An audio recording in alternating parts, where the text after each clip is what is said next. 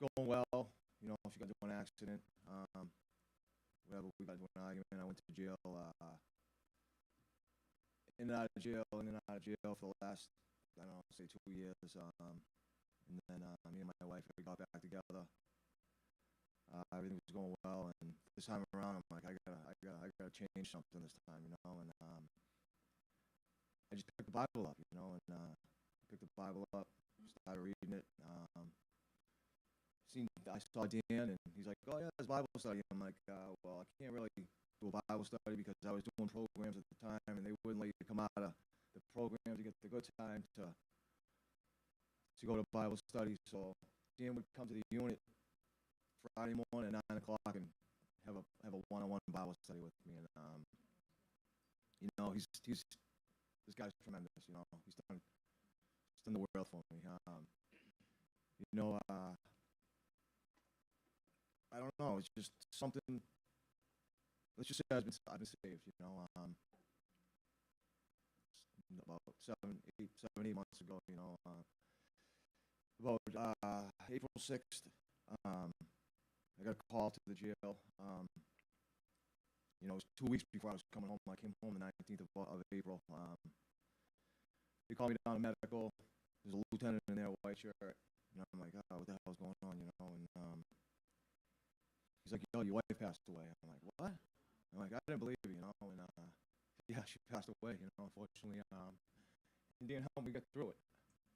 If it wasn't for Dan, I don't know where I'd be right now. Um, so I came home. My kids are going through it. Like I got 3 girls. And it's tough. But so I came home. I kept my head high, stayed leveled, and been going to church. Let's just say I'm his road dog. I go where he goes. I got a job. I work for FedEx delivering packages now in Quincy. Transportation. I got a scooter right now and just waiting. The Lord's going to answer sometime, help me get a car. And it's just a matter of time. And I'm just grateful for everybody here, and especially Dan and what people have done for me. Thank you.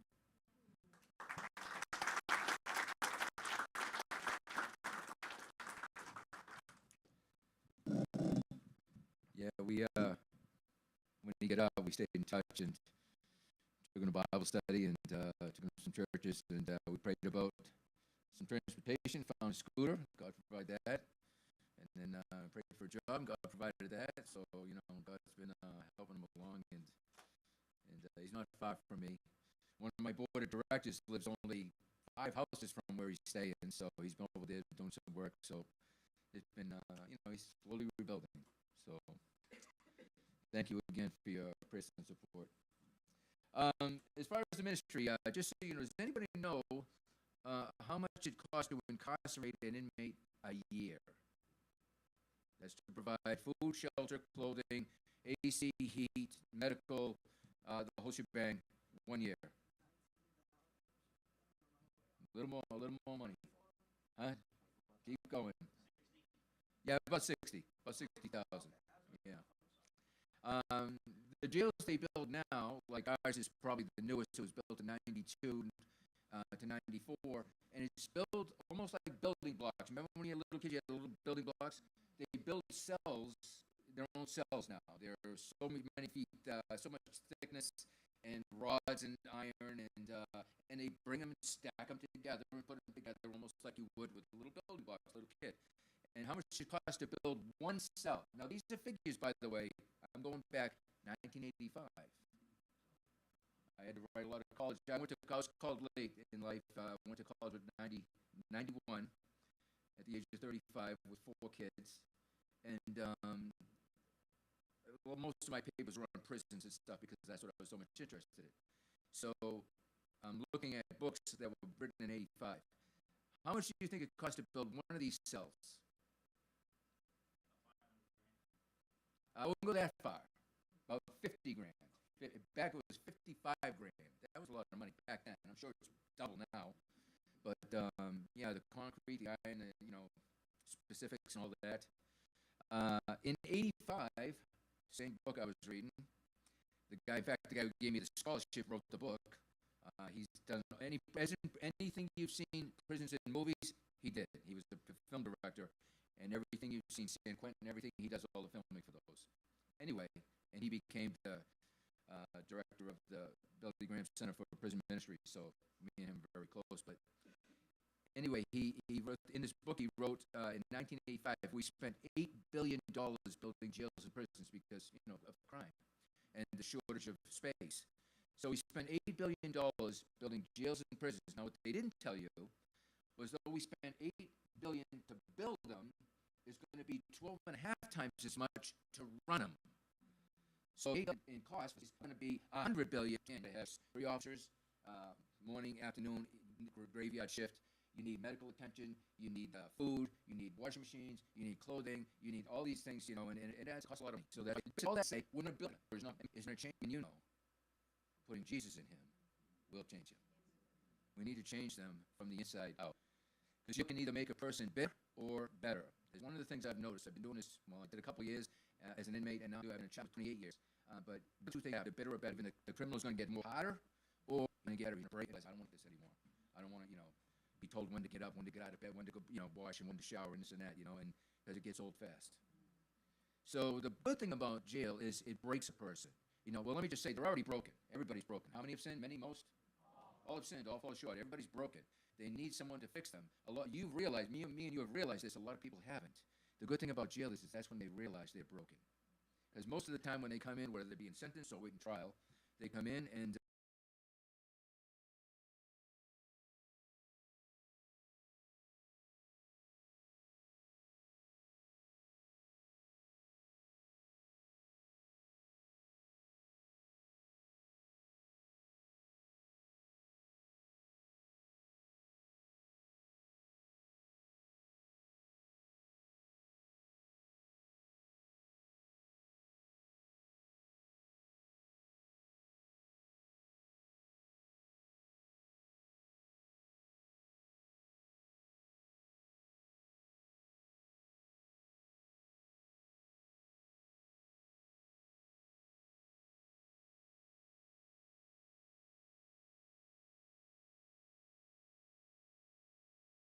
again, they're brought to a unit, they're given a cell, a sheet, a pillow, and that's going to be home for a little while. And that's when they realize how broken they are. They're going to lose probably their job, their apartment and or house, their car and or truck or business, and in some cases, even their family. They just said, we're done, bad enough, see you later, adios. And they're broken. And that's when a person realizes they're broken, that's when they're ready for Jesus, the one who can fix them. Because you've heard this expression, if it's not broken, don't fix it, and a lot of people don't know that. They don't know they're sinners, A lot of people don't know that, They look at others, you're a sinner, and they, well, I've done some bad things, but, I'm definitely not as bad as Joe, and I definitely ain't as bad as Harry, I'm a pretty good person, They don't realize that they're broken, that they're a sinner, and that they're on their way to hell. And the only one who can save them or take away their sins is Jesus. So that's where we come in. And let me just open the Bible so we can get the Bible in here today. Matthew 4, just the beginning of Jesus' ministry. Here's how it began. After he was tempted in the wilderness for 40 days and 40 nights, he begins his ministry.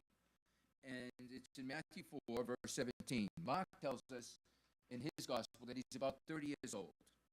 So at about the age of 30, he begins his ministry. Again, right after the temptation, as recorded in Matthew and Luke, he begins the ministry, and the first word out of his mouth is, repent, for the kingdom of heaven is at hand. Now, as Jesus was walking by the Sea of Galilee, he saw 2 brothers, Simon, who was called Peter, and Andrew, his brother, casting a net into the sea, for they were fishermen. And he said to them, follow me, and I will make you fishers of men. Immediately they left their nets and followed him. Going on from there, he saw 2 other brothers, James, the son of Zebedee, and John his brother in the boat with Zebedee their father, mending their nets. And he called them. Again, immediately they left the boat and their father and followed him. Now again, he's calling us to be fishers of men. This goes into more detail in Luke when the actual tells you really what happened. You know, that basically Jesus is preaching by the Sea of Galilee. All these people are around him. They're all hungry. And he says to Peter, why don't you go out and let your boat down, let your nets down for a catch, so we can feed all these people. And Peter says to Jesus, Jesus, you're a great preacher and stuff, but I'm a fisherman. I've been fishing all night. They're not biting.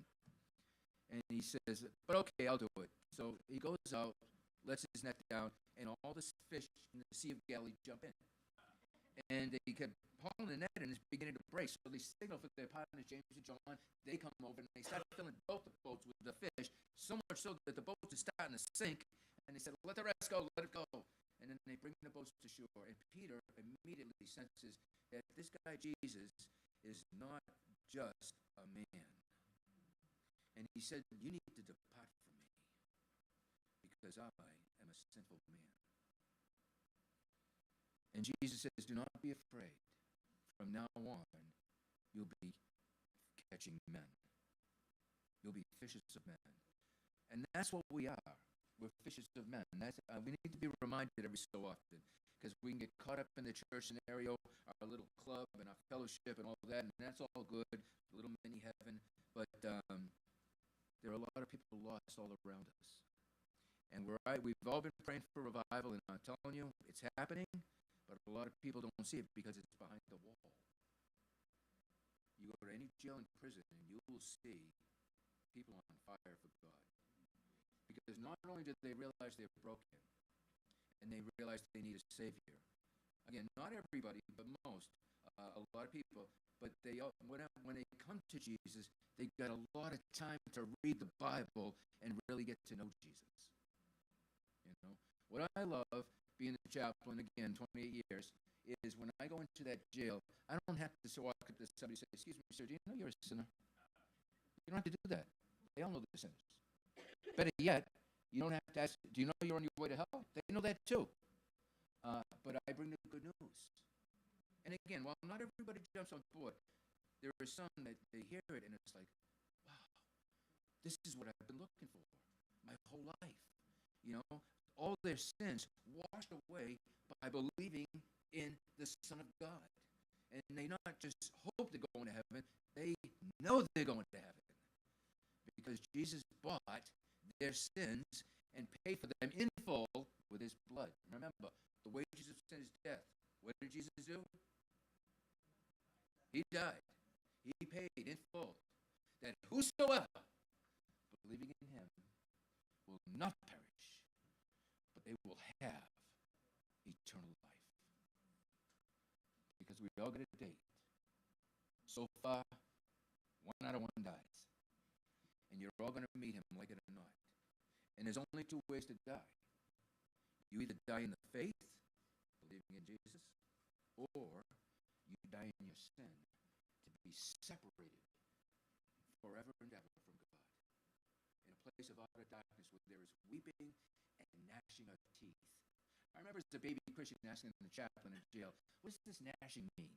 He says, it's like grinding your teeth. And I said, well, why are they grinding their teeth? And he said, well, it could be 2 reasons. It could be because they're burning in flame, or it could have been, how could I have been so stupid and not trusted him when I was on the earth? I don't know. But the one who said it is God himself. And he cannot lie. He talked more about hell than he did about heaven. Why? Because you want to avoid this at all costs. It's a place of torment. And if we really believe this, and I know you do, we need to be reminded that we're fishers of men. And anybody here, do we have any fishermen here? Anybody like to fish? All right. You probably have your own fishing hole, right? You got your little secret places you don't tell nobody, right? All right. Well, I got one. It's where I work at the jail. It's where the fish are biting. because again, they're broken. They know they're a sinner. They know they're on their way to hell. And the good news is again, God so loved the world, he gave his only begotten Son, again, that whosoever believing in him will not perish, but they will have eternal life. This is the message that we need to share. It's the message I share in the jail. You know, as I told you, I got there was a long time ago, young people wouldn't remember this, but some of the old folks will. A long time ago, there was this guy who was bald, and he figured out how to grow hair, all right? You remember the commercial? He devised something, I don't know what it was, lotion cream, I don't know what it was, but this made your hair grow back. And so he showed, this one guy with little hair, and then the same guy with more hair, and then another guy with no hair, and the same guy with hair, and he went back and forth. And then he says at the end, I'm not just the president of this Joe Blow company, I'm a client. Remember? Remember that? All right. Well, I'm not just the chaplain in this jail, but I was also an inmate there. That's where I was in 1985 when I was 28 years old. And I was broken. I was in for vehicular homicide. I was driving drunk on the way home from, we went to work that morning, but it rained, so we left the job site and we went to a gin mill, a bar. And we drank all day, and I tried to drive home. And I came around a corner where there's been a lot of accidents on this corner, but I came around the corner, it was dark. It was 6 o'clock, the end of February, 1984. The sun never came out. Even if it did, it would have been dark by 4 o'clock. But it had rained all day, and the rain had now turned into a mist. It was dark, and I'm coming home from the Holbrook line to Brockton around the sharp bend. And as I came around this corner, there was a bus that was broken down, coming in the opposite direction. And he pulled over and called for another bus to finish their destination. So this other bus came behind the bus, and the people on the broken down bus got on the other bus, and now they were pulling out to continue the destination. Now, I don't know this, but I'm coming around the corner. So as I come around the sharp corner, here they are pulling out from the broken down bus naturally into my lane so they can, swing around the bus. And as they do, I don't know this, but I come around the corner, again, I'm drinking, and I see these lights, and whoa, and I go up on the sidewalk, I come back down, and all of a sudden my windshield is black. And it's not, I'm not blacked out, I'm awake, but the street lights are gone, car lights, everything's gone, and I'm like, what's going on? And I turned the inside light on, that just lit up the inside of the car, but all of a sudden, the windshield cleared, and I saw this wooden horse with a flashing light, and before I could hit the brake, I hit it, it broke.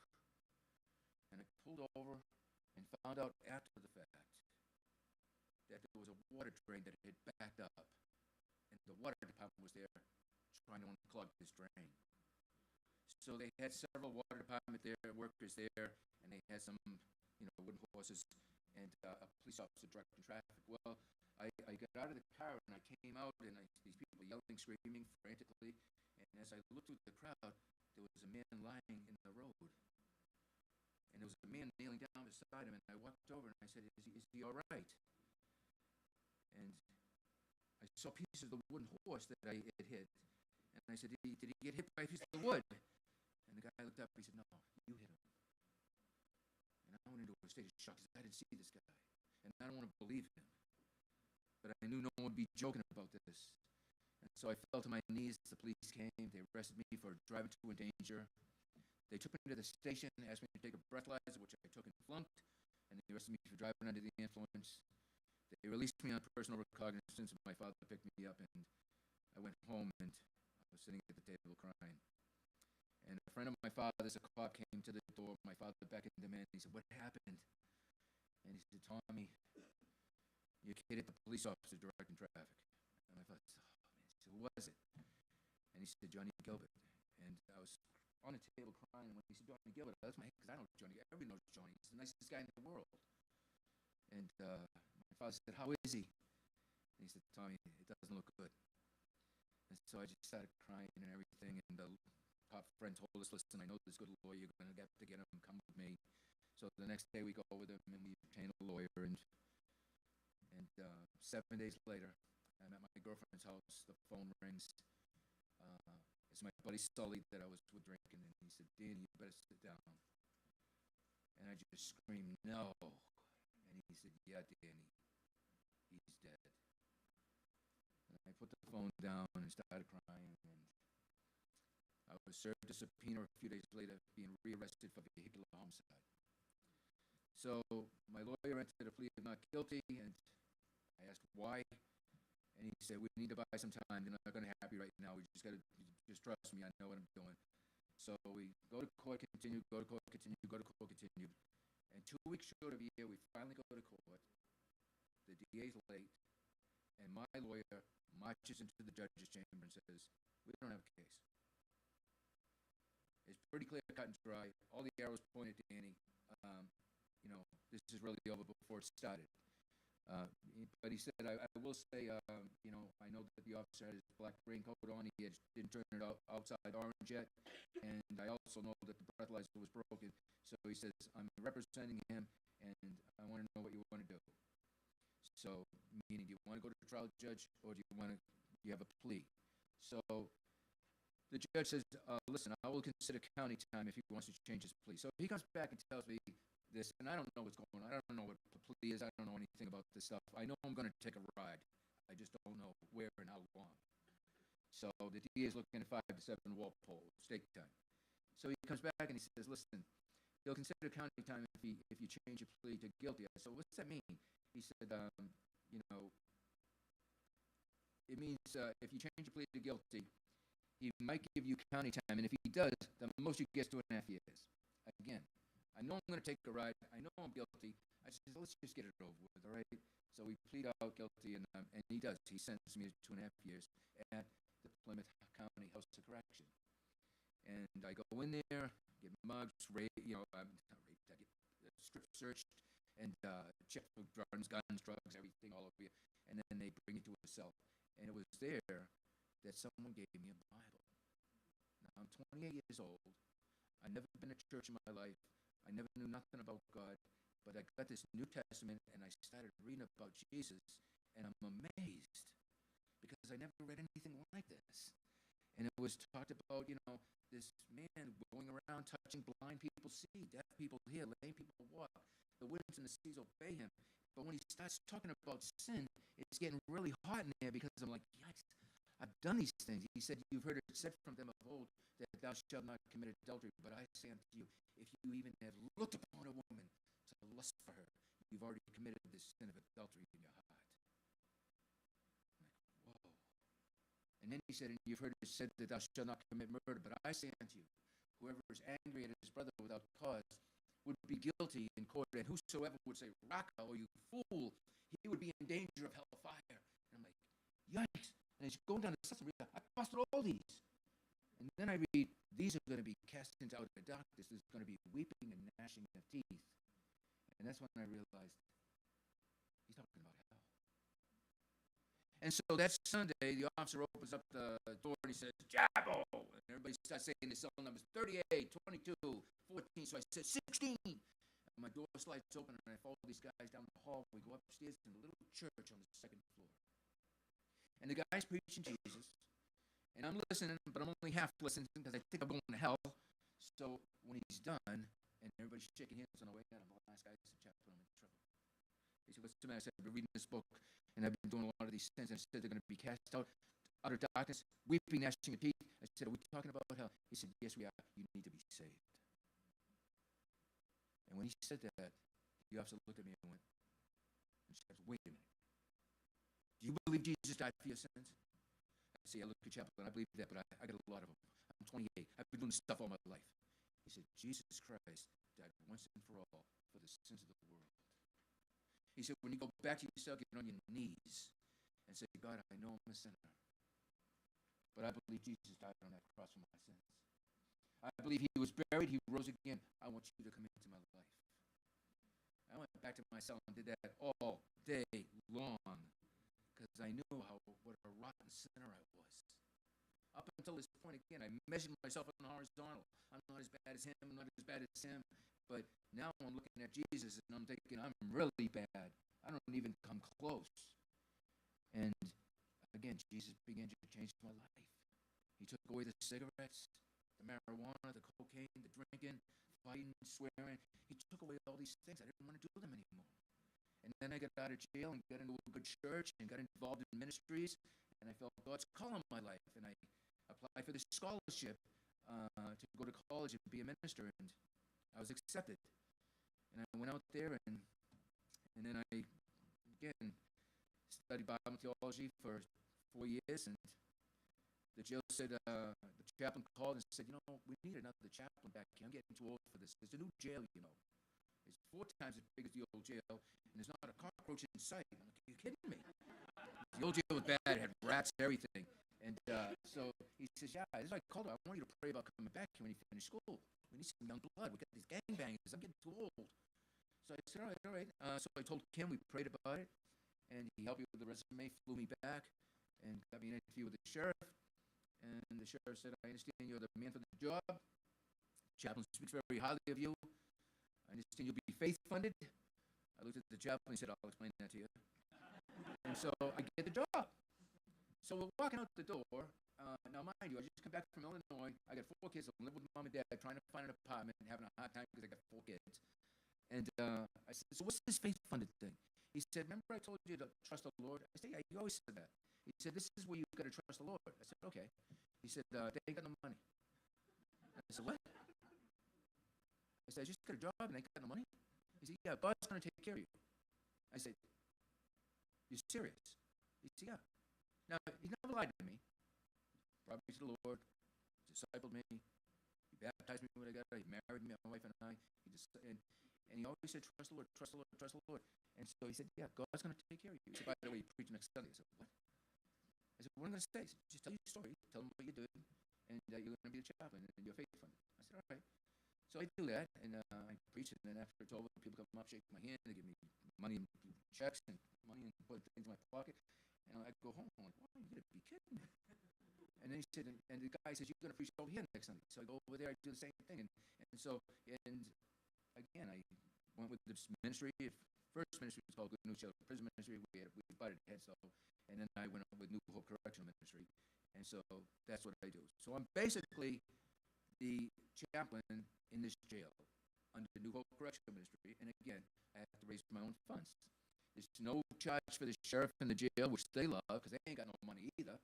And but churches support me, and that's what almost all of us believe is the churches should be providing the chaplains, a godly man in the jails and prisons, because a lot of the sheriffs and wardens and whoever they may be, if they got some guy that just come out of Yale with a degree, they'll hire him.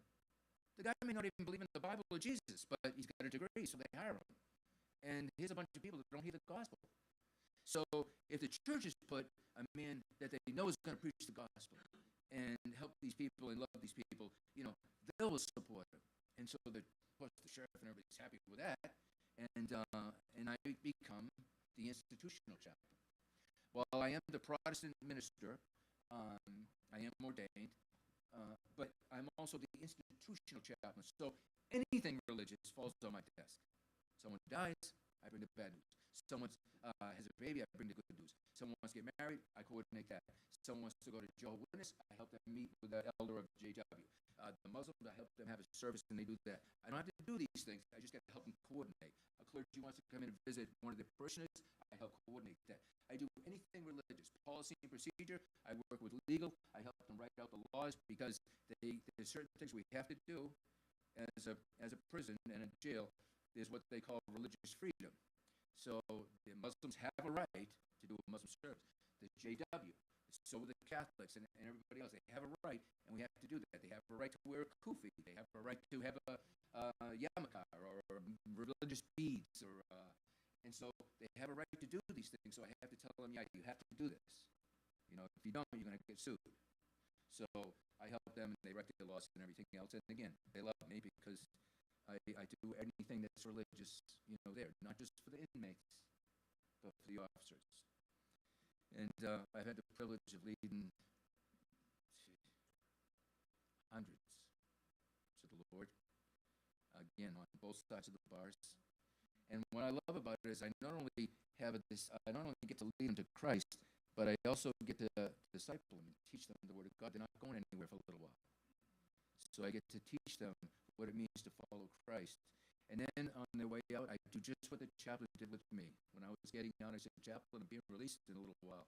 What am I going to do on the outside? He said, well, the first thing you're going to do is find a good Bible-believing church. And I said, well, a lot of churches out there. How do you know if it's a Bible-believing church? He said, well, you go in there. If they're preaching the Bible, you stay. If they're not, you get up and leave. So I had to get up and leave a couple times. But I found a good Baptist church in Holbrook. And there was a lot of ministries, and I got involved in them. And I was serving the Lord, and I just fell in love with being a Christian. And what I loved about being a Christian is all you got to do is love the Lord with all your heart, soul, mind, and strength, and love your neighbor as yourself. If you can't remember that, just remember the word love, and you'll never go wrong. And I found that loving people is a lot easier than hurting people. It's a lot easier. Can I get an amen? And a lot of people, if they only knew this, and if they would just come down off their high horse, life could be a lot easier. Worth living, a meaning to life, a reason to live, a purpose and hope. And that's what Jesus gave me. So again, anything religious falls on my desk. Again, I'm faith-funded. I've raised my own support, and God provides. I do 2 banquets every year in the fall. Some of you have been to them, and they hear a testimony like his, and or 2 or 3 because we have some time and we have a nice dinner. And I encourage you to do that. It's always in the fall, October and November. I'll let you know. The one that's closest to you is the Fireside Grill. I don't have a date. I got to book that, by the way. Remind me, Dave, on the way home. I got to make sure I call them. And it's always a Friday night, and it's a really good time. You'd like that. So I teach 4 Bible studies in the jail. I have 3 other chaplains, 2 assistants, and a Spanish-Portuguese chaplain. And I have to raise all their funds. Basically the deal is, listen, guys, you got to raise your funds like I do. Well, they go out there and they say, well, we're always supporting Dan. Well, we're always supporting Dan. And so they haven't arrived. So I said, all right, don't worry about it. I'll do it. So I get to raise their funds, but God provides. And we do those, again, the 2 banquets. We also have a sheriff's prayer breakfast every year where I invite out the sheriffs, some politicians, a lot of the officers, firefighters, police, a lot of people that don't know the Lord. It's a nice, free, first-class breakfast, all they can eat. I have a singer, a couple gospel songs. You can't get too churchy, they won't come. But so we do a couple gospel songs, and we have a testimony. And I let the falsers say all their things, blah, blah, blah. But then we have an inmate testimony, and a lot of them come for that story. They say, hey, who's doing the story this year? Who's doing the story this year? Because they know most of the inmates. And, I pick one that's been released. I think Dave will do it this year. There's another guy that's getting out. We get maybe both of you in. But they always come to hear that. And they're hearing the gospel. Remember, Jesus said, don't drag them in the church. Go ye into the world. And that's what we do. So, again, anything religious falls on my desk. Our facility, just so you know, is a multi-task facility. It used to be a county jail when I was there, and I did county time, as I mentioned. But now it's a multi-user facility. We have federal, state, and county inmates. We've had the shoe bomber, Samson, the serial killer, a couple of them. And who was the other guy? Whitey Bulger. So yeah, I go in and get to share the gospel with these guys. I remember Whitey Bulger, while he was there waiting, the deputy threw some rosary beads and a rosary book on my desk and said, hey, you see that Whitey gets this? Somebody sent it in. He's getting a lot of publicity. I said, all right. So I get on there and I see Whitey's in the door. I knock on the window. He comes to the door. I says, hey, Whitey, I'm the chaplain. He said, listen, I'm not very religious. I said, yeah, I know that. I heard that. But I got somebody sent in this rosary bead in the book. What do you want me to do? You want it? You want me to toss it? He said, no, I guess someone take it. I'll take it. So I slid it under the door. And I said, no, I got to talk to this guy. So I said, now listen, hey, Whitey, I am the child, and if I can help you, I'm here. I'll help you. And he said, yeah, I could use some help. He said, I need a pardon. And I said, I can help you with that. And he said, yeah, right. And he just walked away. But, that's usually how you begin, small talk, and sometimes it opens doors, sometimes it doesn't. But with Samson, the serial killer, he came in and sent me a request form the next day. I saw him on TV. The next day, there's a request form. Chaplain, I need to see you ASAP. And I need a Bible, and I need to see you ASAP. So I grab a Bible. I go down to the hole. He's in the hole way down the end. Administrative segregation, if you want the term. So I go down there, and locked up 23 residents. So I go down there, and I said, I need to see this guy. So the officer opens the door. And then Gary's standing there all big and bad and tough, missing a couple of teeth. He says, you know who I am, right?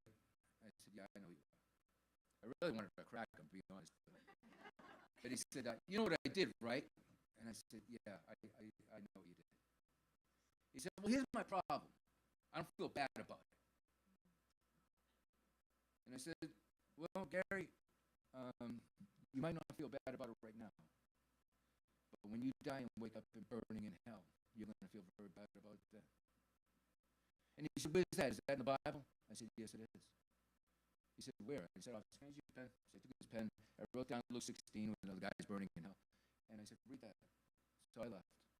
The next day I come in, another response to it. I need to see you ASAP, So I go down there and I said, what's up? And he says, I don't want to burn. And I said, listen, you don't have to. I said, the good news is God so loved the world.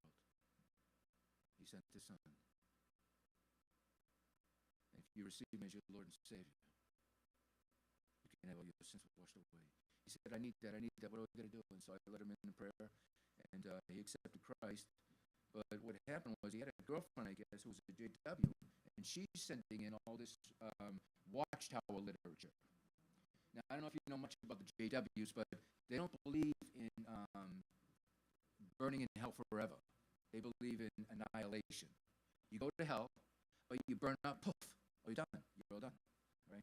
So him, Ian White, and not what he calls it, Steve Fleming, the other mafia guy that was there, the rifleman, he too, same thing, had a girlfriend that was a JW. So I lead both these guys to Christ, but they got a girlfriend that are telling about the Watchtower. And with the JW stuff, they're thinking, just in case, if I don't make it, at least with these, you just burn up and it's a puff of smoke. But with you burn forever. And it's like, listen, we don't pick and choose here, pal. There's truth and then there's not truth, all right? This is the truth. This is the word of God. And I don't know how it happened, but whatever happens is going to be between them and God. But anyway, that's what I do. I share the gospel. I see a lot of people come to faith, and I've seen a lot of bad boys, hitmen, leg breakers, Hell's Angel. Some of these are my best friends. One babysat my children one time because God changed them. And that's pretty much what I do. That's what God called me, and that's pretty much my ministry. And I'm probably out of time, am I? I don't want to. So, but getting back to the fishermen, I want to remind you, while I am a fisherman, I got a nice fishing hole. I reach people maybe you can't. I've kind of been there, done that. Let me give you one more verse. Go to 2 Corinthians chapter 1. And just two verses, verses 3 and 4. Here's how, when I went to college, I didn't know how I was going to serve God. All I knew was I want to serve God. I wasn't an iron worker building skyscrapers. I loved that. I could run around beams, slap it together, way up high in the sky. I was the star of the show. Everybody would stare at you. It was, and I loved doing it. I was just good at it. But when I came to faith, I realized there was something more important. Kind of like the fishermen. When they brought their boats to shore, they got 2 boats loaded with fish. All of a sudden, Jesus said to be fishers of men. And it says all of a sudden, they forsook everything. the greatest catch they've had in their life. They could have retired maybe or had 2, 3 years off. And they all of a sudden they left their boats, the fish, they left everything. And they said, I'm following him. And that's what happened to me. And you. All of a sudden there was something more important or someone more important than this. Now here's what happens. Here's how Paul puts it. In his letter to Corinth, lower part of Greece there, he writes in verse 3 and 4, Blessed be the God and Father of our Lord Jesus Christ, the Father of mercies, the God of all comfort, who comforts us in all of our affliction, so that we will be able to comfort those who are in any affliction with the comfort with which we ourselves are comforted by God. All right, you want it in English? Basically, he's saying, he brought me through the jail system for a reason. He said, because you're going to go out, you're going to go to college, and you're going to go back there, and you're going to be the jail. Where he called you, I don't know. But I know this. I reach people maybe you can't in a jail. I know their language, I know the way they act, I know what it's like to do time. I know the pain, the hurts, all this. And maybe you don't. But you can reach people that I can't. Because that's how God molded and shaped you. And that's why he saved you. Does anybody ever ask the question, why did you save me, God? I mean, I can think of a lot more nicer people than me. But he did. And there was a reason. There was a purpose. And again, the whole purpose in life are two. You ready? To know him, be in the Word, no Bible, no breakfast. To know him, and then make him known. Wherever you are, in the workplace, the grocery store, the restaurant you patron, wherever, family, God, you are the light of the world. And Jesus said, let your light so shine that others may see your good works and glorify your Father in heaven. That's what we were called to do. So he called me to a jail. And to be honest, I love what I do. I know you know the story that Jesus told in Matthew 25. I was hungry. You gave me food. I was thirsty. You gave me drink. I was naked. You clothed me. I was homeless. You took me in. I was in prison and hospital. And you visited me. And they said, when? I don't remember seeing you hungry or thirsty or giving you drink or visiting you in the hospital or prison. Or I don't remember you naked. They said, when you did this to the least of these, you were doing it to me. So when I go into jail, I go in to see Jesus. And again, I've seen some hurting people with no hope, no meaning, ready to pull the plug. And I shared the gospel with them and seen them find hope, meaning, life, and a reason to live. And their lives were changed forever. And again, I trust the Lord. And I thank you again face to face for your prayers and support. And would ask that you remember me in your prayers in the ministry. And when the banquets come up in the fall, I would love for you to come and let you hear some of the other testimonies of guys whose lives were changed. So the thought for the day as you go home, again, Jesus said, I will make you fishers of men. The word is anthropos, which means men and women, people. He's going to make you a fisher of people.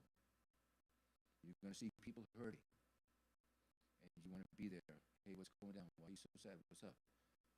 Hear them out. Let them get it off their chest. But don't forget to share the hope and the meaning and the answer to their problems.